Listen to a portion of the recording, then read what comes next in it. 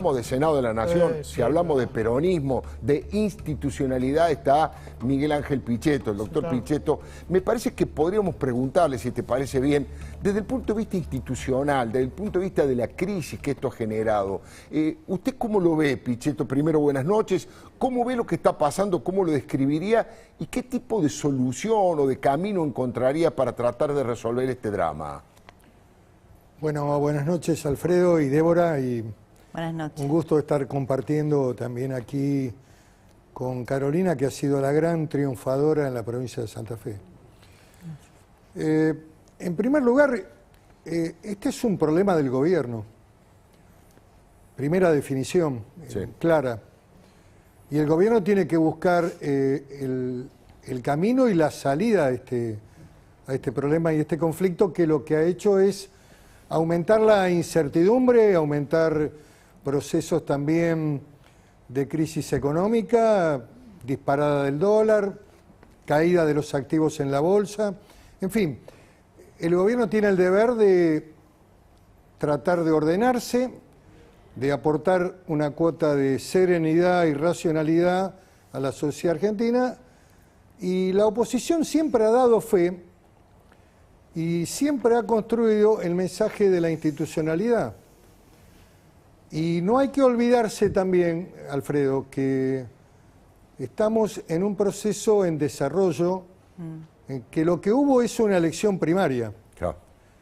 Y en noviembre hay elecciones generales, que son las definitivas.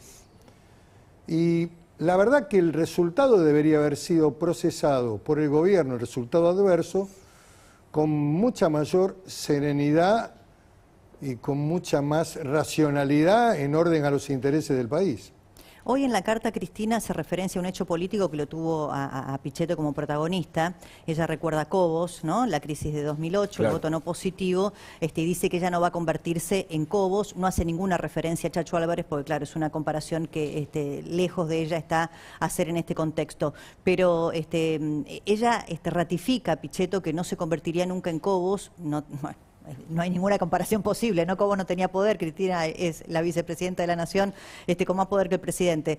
¿Por qué le parece que hace esa referencia? Es una forma de manifestar que va a seguir estando, pero también marcando una diferencia clara y nítida en términos de la evaluación política del proceso electoral y del camino a seguir a partir de ese resultado. Indudablemente la vicepresidenta esperaba cambios. Está claro.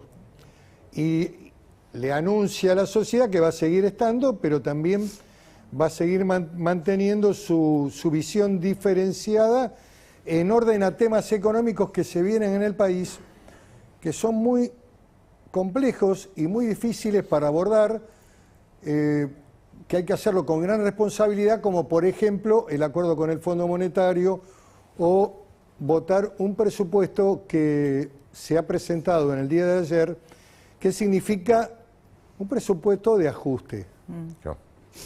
Ahora, Miguel, ¿no es muy complicado en un presupuesto de ajuste, en un país con pandemia, después de una derrota electoral tan contundente como fue la del domingo, que la vicepresidenta le vacíe parte del gabinete a su presidente, al presidente de la Nación?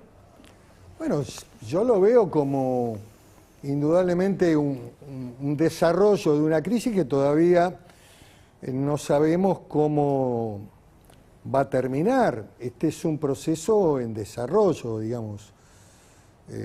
Indudablemente que hay posiciones. Digamos, la carta no ofrece nada nuevo. No.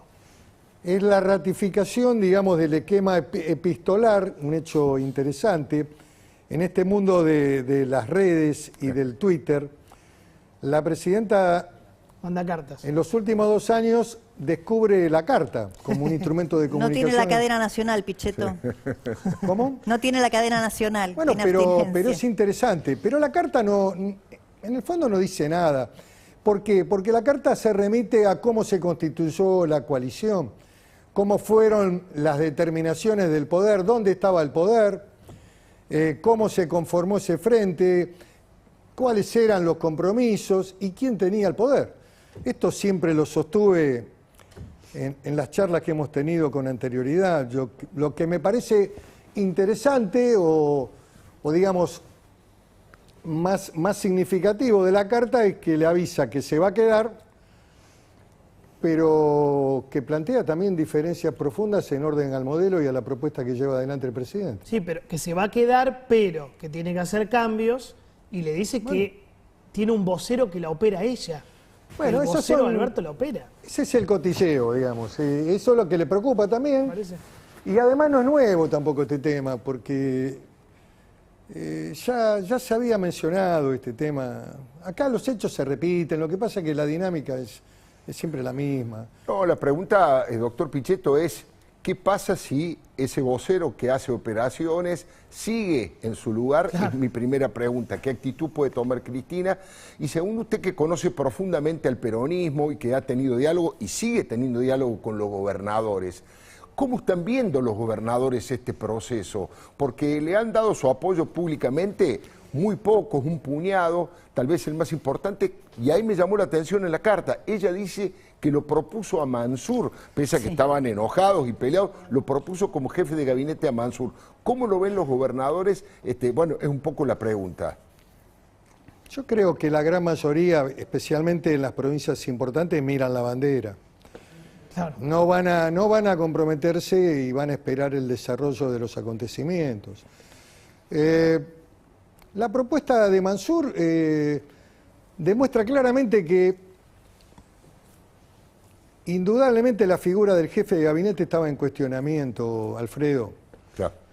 Y que la vicepresidenta esperaba alguna decisión por parte del presidente. Esto es tan obvio, está escrito además, lo ratifica en la carta. Claro. Pero bueno, y que además, si se partía de la base de lo que declaró Fernández, que hizo un buen discurso, yo quiero decirle que creo que fue el mejor discurso que hizo en 1 año y 8 meses, 9 meses. ¿El de aceptación de la derrota? El de aceptación del resultado. ¿Del resultado? Si se asumía que había errores, indudablemente era dable esperar que se produjeran algunos cambios. Sí, la clave son los tiempos, Pichetto, ¿no? Porque para el presidente los cambios eran después del 14 de noviembre y para Cristina eran inmediatamente después de la derrota de la PASO.